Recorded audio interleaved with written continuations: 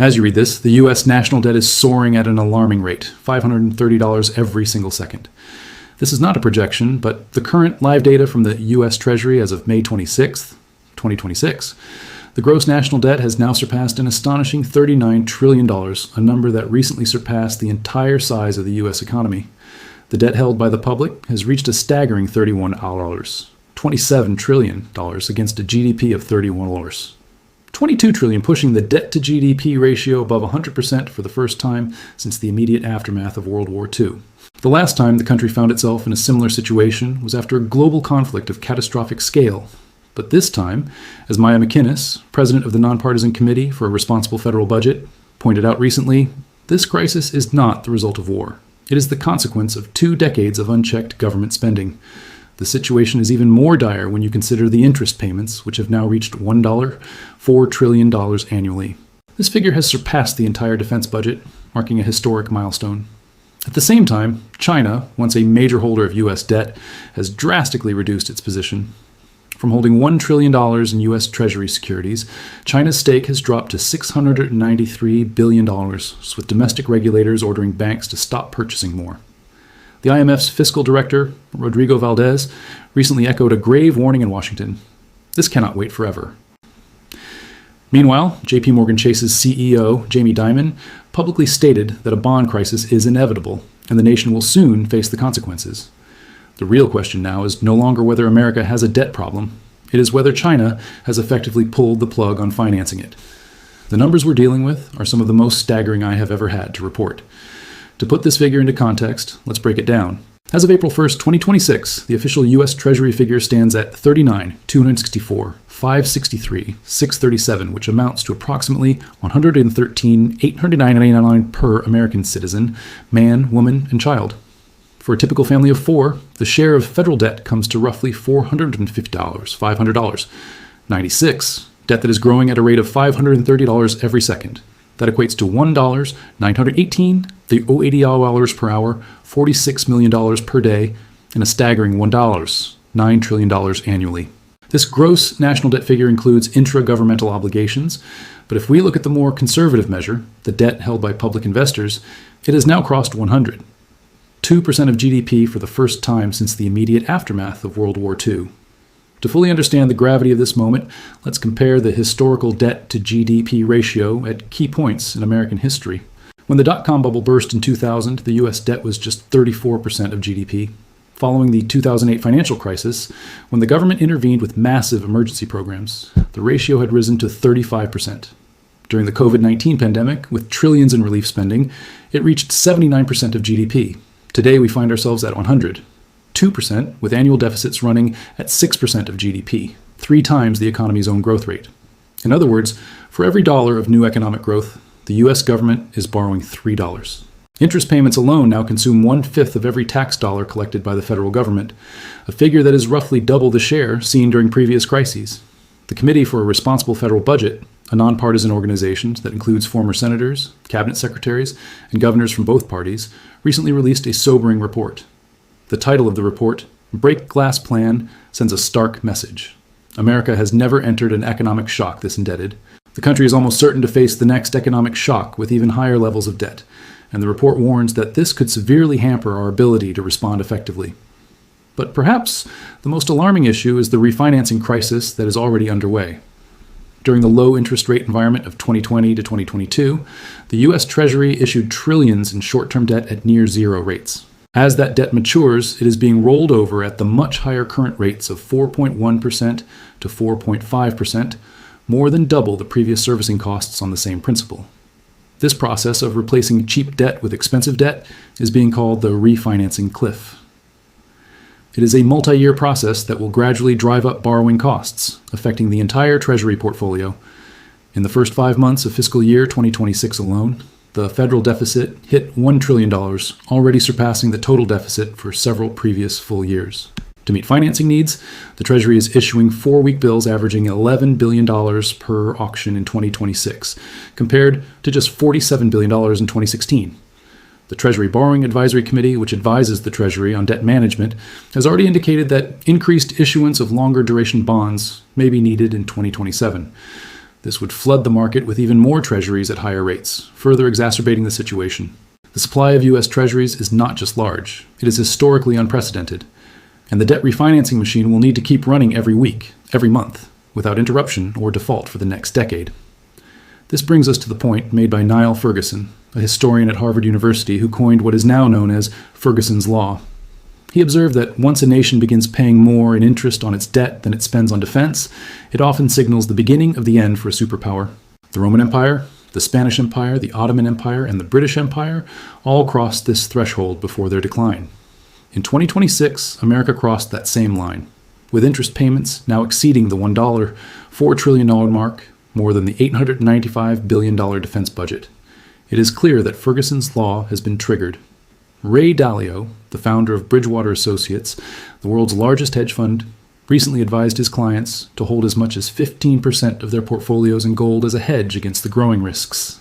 The message is clear. The situation is dire, and the window for action is closing fast.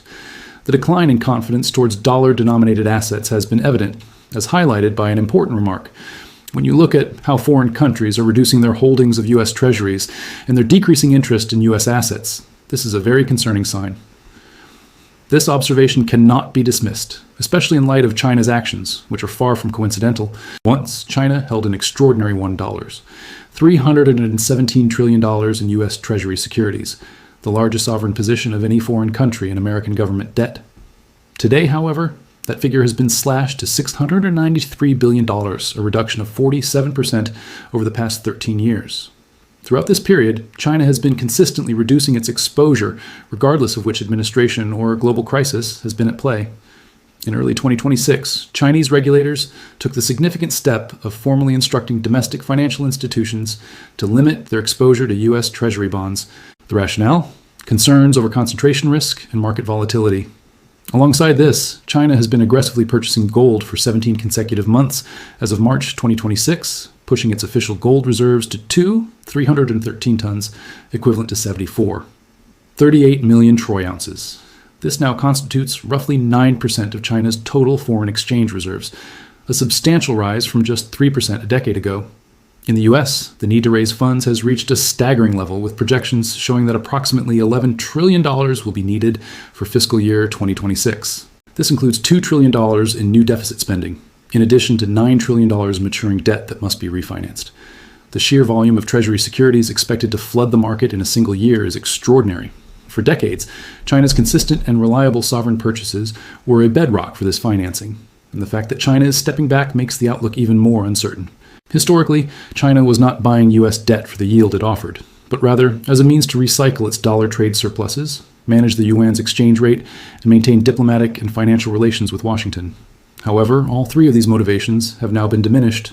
The trade war between the two nations has eroded the diplomatic ties, while China's strategy of yuan management has increasingly shifted towards diversification. Moreover, the geopolitical risks became undeniably clear when the U.S. froze Russia's foreign reserves in 2022, making large dollar-denominated holdings feel less like prudent reserve management and more like an act of vulnerability, as a Chinese state-backed think tank put it. Maya McKinney's, of the Nonpartisan Committee for a Responsible Federal Budget, painted a grim picture of the situation, stating, "The rising debt squeezes our budgets through massive interest payments. It exposes us unnecessarily to challenges from geopolitical rivals. Without corrective measures, the growing debt could trigger a catastrophic fiscal crisis." The national debt now exceeds the size of the entire economy. Interest payments surpass defense spending. The refinancing cliff is no longer a future risk. It is happening right now. With China pulling back and the global environment fraught with geopolitical tensions, the danger has never been more immediate.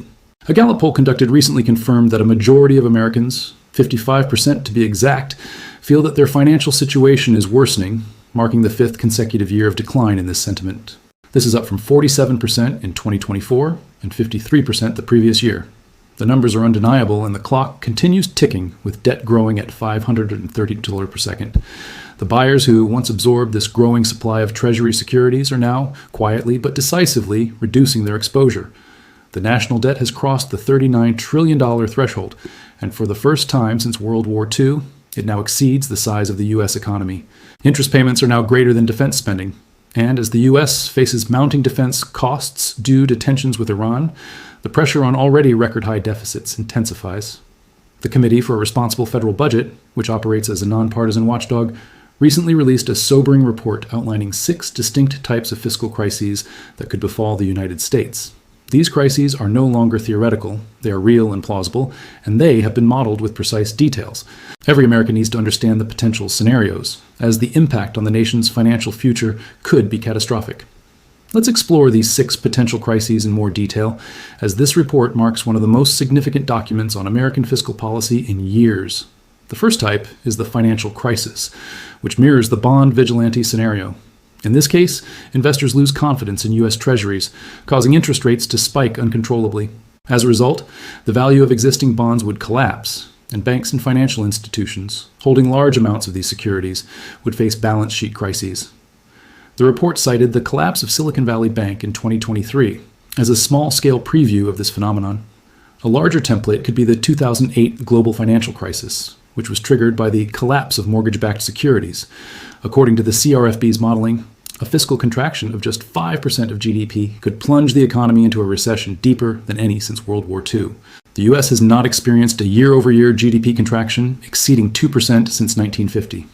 In a bond market-triggered crisis, the economy could shrink by 3 times that amount, leading to catastrophic long-term damage. The second potential crisis is the inflation crisis. In this scenario, the Federal Reserve, unable to raise interest rates without triggering the financial crisis described above, resorts to monetizing the debt through quantitative easing. Essentially, this would involve printing more money to buy U.S. Treasuries. This would lead to inflation accelerating far beyond the current 3%, likely pushing it to levels not seen since the 1970s. The real value of the debt would be eroded away, essentially representing a default on creditors, even though nominal debt levels remain high. This is known as financial repression. Recent reports from the IMF's Fiscal Monitor suggest that the U.S. deficit could reach 7% of GDP this year, especially with the additional spending related to the Iran war. Veteran market analyst Raghuram Rajan has pointed out that bond investors are poised to punish any excessive spending, and weak demand at recent Treasury auctions has already pushed yields higher than expected. The third crisis type outlined is the austerity crisis.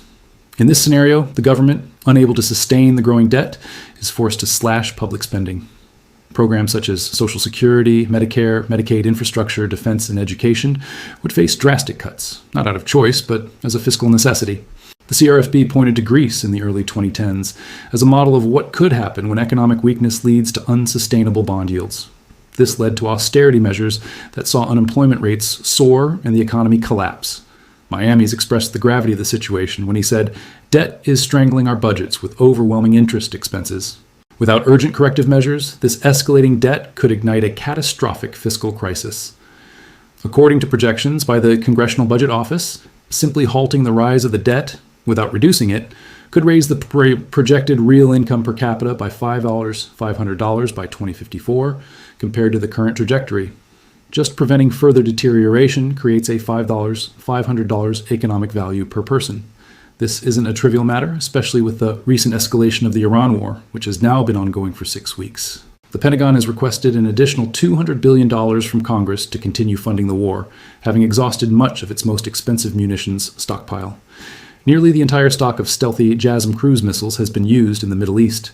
Iranian attacks have led to significant damage to U.S. aircraft, radar systems, and military bases. To make matters worse, a third aircraft carrier is now on its way to the region.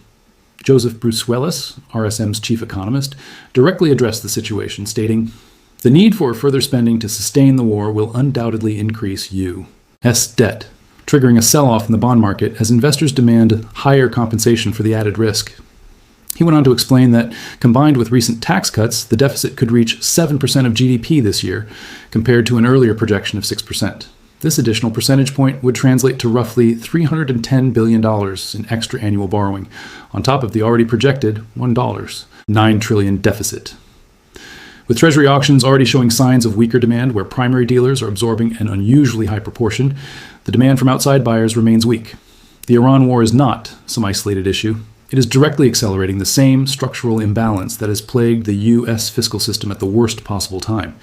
This is where China's withdrawal from the Treasury market and the growing U.S. debt crisis come together to form a compounded, interlocking problem. The IMF's April 2026 Fiscal Monitor presented an alarming finding. The safety premium traditionally attached to U.S. Treasury bonds, which historically allowed them to be seen as the safest assets on the market, is eroding. The IMF's report specifically noted, "The window for an orderly fiscal adjustment is closing rapidly, and markets are no longer as forgiving as they once were. This cannot continue forever." The safety premium, often referred to as the convenience yield, has allowed the U.S. to borrow at more favorable rates than its fiscal situation would otherwise justify, because the world's investors have long treated U.S. Treasuries as uniquely safe. Every basis point that premium shrinks results in a corresponding rise in borrowing costs for the U.S.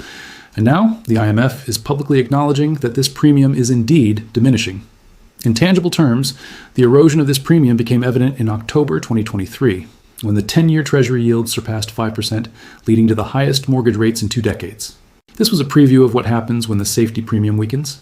China's exit from the Treasury market, dropping its holdings from $317 trillion to $693 billion, coupled with its efforts to build an alternative payments infrastructure and its continuous accumulation of gold, is a significant factor in this erosion.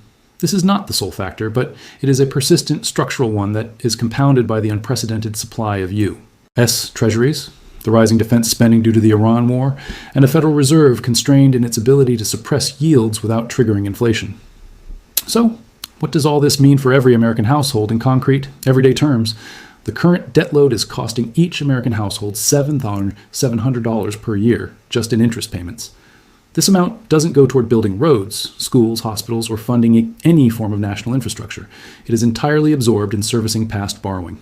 By 2036, this figure is projected to rise to $1,600 per household annually, as interest payments double to $2, $1 trillion each year. The mortgage rates that homebuyers in the U.S. are facing today, ranging between 3% and 6%, 83% are directly tied to the 10-year Treasury yield, which is being kept elevated by the very fiscal risk premium that the IMF has warned is disappearing. When debt reaches 100% of GDP and continues to climb, when deficits run at 6 to 7% of GDP, and when foreign buyers reduce their demand for U.S. debt, the bond market inevitably demands higher compensation. That higher compensation is reflected in your mortgage rate. There is an additional projection from the CBO that every American needs to fully grasp. If current fiscal policies remain unchanged, the debt held by the public will reach 107% of GDP by 2029, 120% of GDP by 2036, and a staggering 156% by 2055. If the factors driving this debt growth persist beyond 2034, the CBO's models predict that the ratio could hit 172% by 2040. Economic research consistently shows that when a country's debt exceeds 90% of GDP, annual GDP growth slows by about 1 to 1, 5 percentage points permanently. For ordinary Americans, this means permanently lower wages, fewer job opportunities, and significantly higher borrowing costs.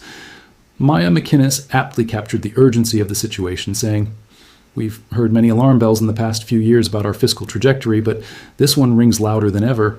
The real question now is whether Washington will act before the crisis forces its hand, or whether the bond market will force the issue first." Jamie Dimon summed it up even more bluntly. There will be a bond crisis, and then we'll have to deal with it. The question remains, will Washington address this problem before it's too late, or will it take a crisis for the government to take action? This issue is no longer an abstract debate. It's already affecting your mortgage rates, grocery prices, and your household's long-term financial outlook. The time to act is now, and the question is, will the decision makers act in time?